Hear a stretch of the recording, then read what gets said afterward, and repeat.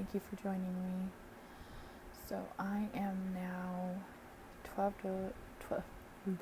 can't speak. 12 days post-op, so it's 12 days after my surgery. So it's like 2.5 weeks, something like that, after having my surgery. My previous video, I spoke a little bit about it. They were going to take out a mass on my right side here of my thyroid. When they got in, they discovered that the mass had grown. It got about that big. They initially were just going to take out that side of my thyroid. However, they found another small, tiny mass on the left side of my thyroid that they did not pick up on the ultrasound for some reason. He said it recently looked like it had started to grow, and it was undetected by other tests that they had previously done. So, not sure why we didn't catch it before, but he caught it then. So, then he decided at that point, he was 96% sure that what I had was cancer. So he decided at that point to go forth with removing my whole thyroid. So then my surgery turned into a partial thyroidectomy into a total thyroidectomy. So the doctors had someone go out and tell my mom that surgery, instead of being an hour or hour and a half long, it would turn into 3 to 3.5 hours long. He also found that he had to take out one of the parathyroid glands because it had cancer in it, and then the other parathyroid gland got damaged, so he was able to salvage the 2 parathyroid glands on this side.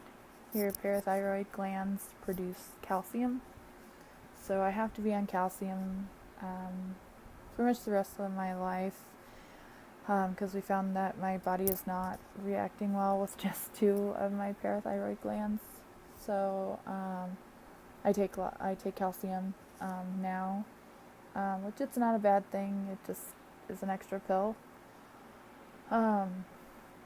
Annoying part of all this is waiting on the specialist to call me right now, so I'm not on any medication right now to replace the hormones that have been taken out of my body that the thyroid produces.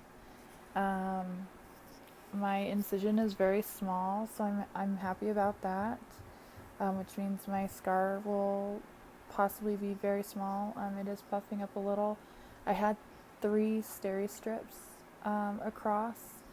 They were kind of in a triangular placement.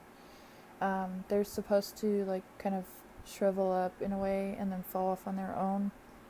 This morning one of them started curling up and it was just kind of barely hanging on, so I had permission to take that off, and so I don't know if you can kind of see, it's just kind of puffy and a little red, but I've been having some weird symptoms since having my thyroid taken out.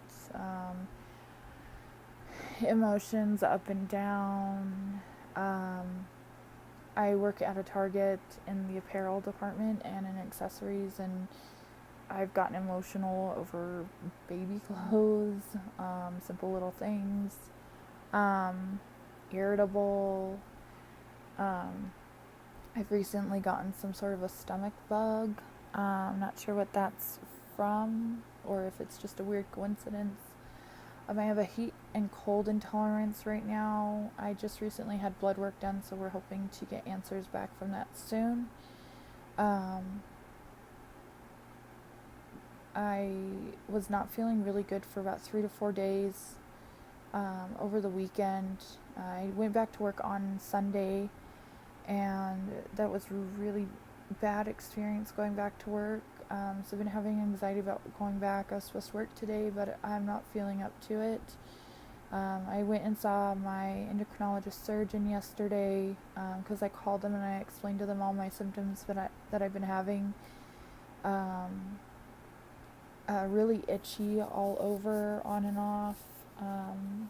Been doing Benadryl for that, mainly towards the evening because it makes me really drowsy. Trying not to scratch, but it's really hard. I'm kind of cold right now. I get cold and really hot, so I've got a fan because then I get really hot. When I get really cold, I have my favorite sweater and I'll put that on. And then I've got my favorite blanket right here too that I'll cover up with. Let's see what else. I get really tired. I lose track of thought. Weak. Speaking of weak, work. I dropped a lot of hangers. I dropped a lot of clothes. Water. I'm constantly thirsty for water a lot. I don't know if that has to do with the calcium I'm on, or if that has to do with not having my thyroid anymore. But all of my symptoms that I've been having, they said it definitely sounded like some of my thyroid levels are either too high or too low, or both. So that we would get, I think it was a free T4 and a T3 or a TSH level done, and to check on those. And I had those drawn yesterday, so hopefully they find out today about those. I'm supposed to hear from the specialist really soon because I'm supposed to start RAI treatments to take care of whatever cancer cells might have been left over, because I was diagnosed with papillary carcinoma, which for those of you who don't know, I guess is the best cancer that you could want or choose from. In my book, no offense to anyone out there, any cancer is bad cancer to me. That's just my opinion. So I've been having a hard time dealing with this, to be very honest and frank with everyone. Everyone, I guess, handles this differently. I've been a complete mess all over the place with it. I'll be honest with everyone. So I'm just one day at a time, just taking care of it, one day at a time. That's all you can do. I've been doing little research here and there. My family is very supportive of me, and I thank God for that every day. Without them, I'd be probably even more of a mess. So hopefully I hear from the specialist today and I can get on some medications to regulate it. I'm very happy with the incision. I'm very happy with the surgeon. Hear me out, with the symptoms and everything. She reassured me that I'm not going crazy, that it definitely sounds like it's a thyroid related issue, the heat and cold intolerance, and that the emotional stuff and everything, and it's okay. And hopefully this specialist calls me and gets me on some medication soon. They did say I was supposed to hear from them last Friday, but unfortunately they, I guess, decided to go home early. And my surgeon's office was not expecting that, so they apologized for that. I'm, just researching all this. This is all new stuff to me, new journey and everything. So it's a lot to take in and a lot to handle. I'm only 29, going on 30. So as far as like my scar, I've had some people ask me if I was going to use patches or creams and stuff to get rid of it. one, it's really small, so I don't think I'm going to use anything to get rid of it. It's a battle wound, and it's part of me. I don't see why I should try and get rid of it. It's not like it's going to cause me any problems. I think it's kind of cool, and it's a nice reminder of, hey, should get things checked out once a year like you're supposed to. The calcium thing, I have to, sorry, I'm so scatterbrained. If I get tingling in my lips or my fingers, I have to take 2 calcium chewies